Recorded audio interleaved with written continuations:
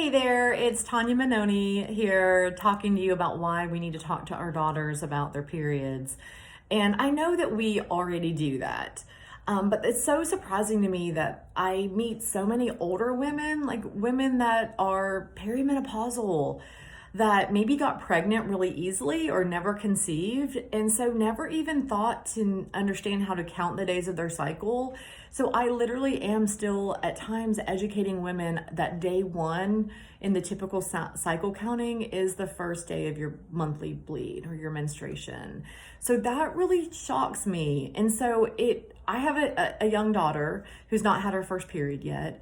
And I'm really inspired to think about all that knowledge you're able to gain by charting your cycle, understanding what day happens, like what happens on each day, what the different phases mean. And then when you start to understand that, when you understand that, okay, in the first part of my cycle, days 1 through 7, and then 7 through 14, I have high estrogen, and then my estrogen drops dramatically around ovulation.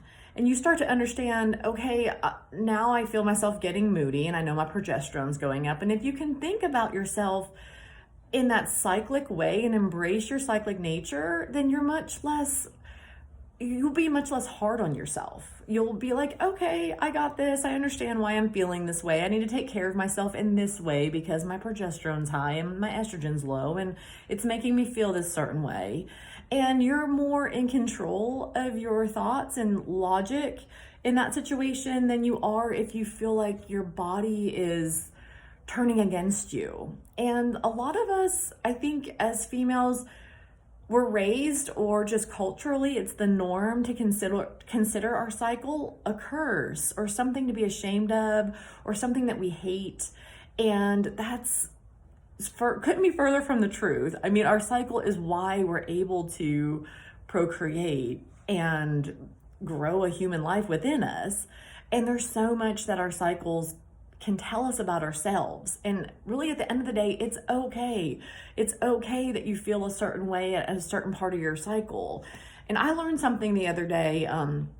In my blog, I mentioned the author Alyssa Vitti, and she just talked about how I played soccer through college. I love soccer. I love watching the U.S. women's national team.